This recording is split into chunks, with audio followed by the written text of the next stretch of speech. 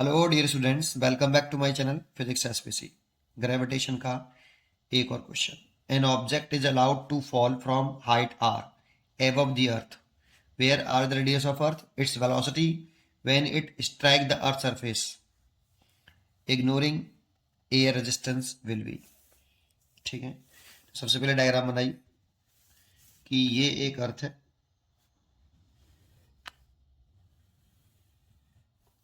ये अर्थ हो गई।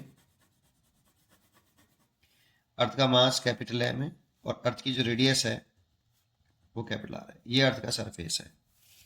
इस सरफेस से कितनी हाइट पर, where R the radius of earth, कह रहा है कितनी हाइट से फॉल कर रहा है, आर रेडियस से कर रहा है। हाइट कितनी है, यहां से एक बॉडी है, एक ऑब्जेक्ट है जिसका मास स्मॉल एम है, इसे यहां से फ्री फॉल करा रहे हैं तो इनिशियल वेलोसिटी जीरो है।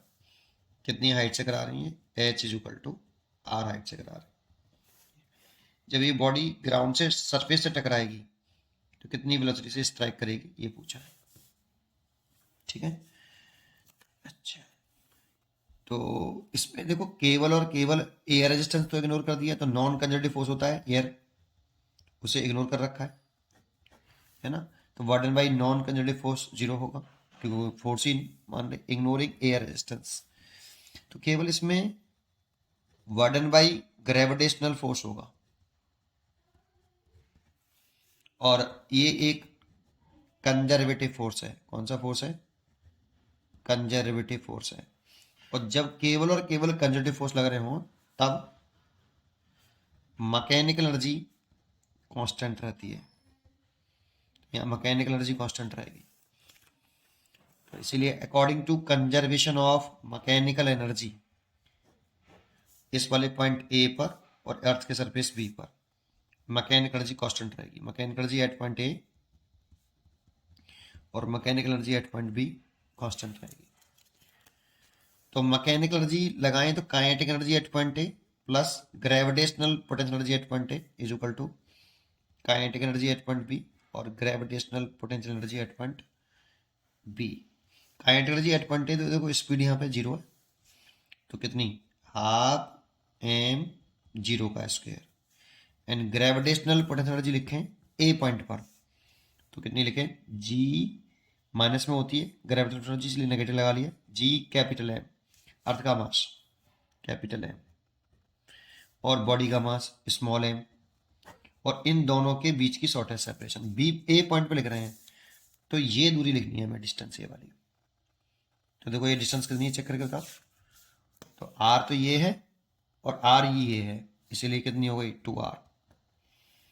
वैसे एक्चुअल में अगर हमें ए पॉइंट की पोटेंशियल एनर्जी लिखनी है तो मास, इस बॉडी पे इस पॉइंट पे जो मास प्लेस्ड है, टेस्ट मास एम, और ए पॉइंट का ग्रेविटेशनल पोटेंशियल, ये gravitational potential due to earth है बेटा। और अर्थ एक सॉलिड स्फीयर है, सॉलिड स्फीयर के लिए आउटसाइड किसी पॉइंट पर जो पोटेंशियल होता है वो होता है माइनस का जी, अर्थ की वजह से तो अर्थ का मास लिखेंगे ओवर, आउटसाइड तो सेंटर से आउटसाइड पॉइंट तक की डिस्टेंस लिखते हैं कि जो कि टू आर है। This is a gravitational potential due to earth at point A, इसीलिए ये फॉर्मूला हो जाता है माइनस का G capital M small M by two R. This is the potential energy at point A. Actual में formula ये होता है, जिस पॉइंट का हमें पोटेंशियल एनर्जी लिखनी है, पॉइंट मास लिखा हुआ है यहाँ पे, तो मास लिखिए, और ए पॉइंट का किसके ग्रेविटेशनल फील्ड में रखी है, अर्थ के ग्रेविटेशनल फील्ड में एक पॉइंट मास है, इस तरह से निकालते हैं। पर डायरेक्टली भी लिख सकते हैं हम इसको, दोनों का मल्टीप्लाई करिए और इन दोनों के बीच की शॉर्टेस्ट सेक्शन लिख दीजिए। बी पॉइंट पे कांट जी लिख रहे हैं, तो हाफ एम कितनी स्पीड से करा रहा है, वो स्ट्राइक कर रहा है वी स्पीड से, तो वी स्क्वायर लिख लिया। एंड माइनस का ऐसे इस पे लिखेंगे यहाँ पे, जी कैपिटल एम स्मॉल एम, जब बॉडी यहाँ टकराएगी तो इसका मास स्मॉल एम है।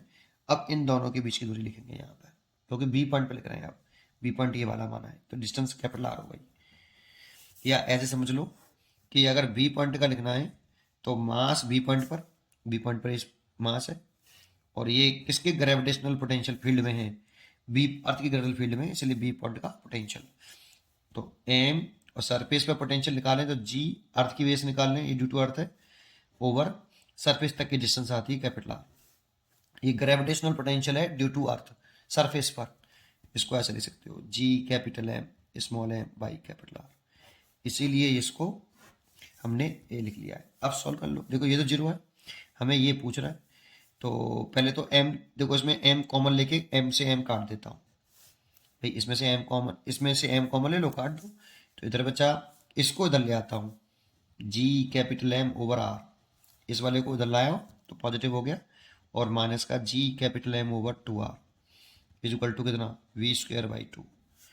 यहाँ से आप टू आर एलसीएम ले लो, तो ये हो गया आर से आर कट गया, two G M minus G M बराबर कितना, एक में से आधा गया तो आधा बचेगा यार, सीधा लिख देता वी अपॉन टू, तो लिख दूँ two G M, sorry G M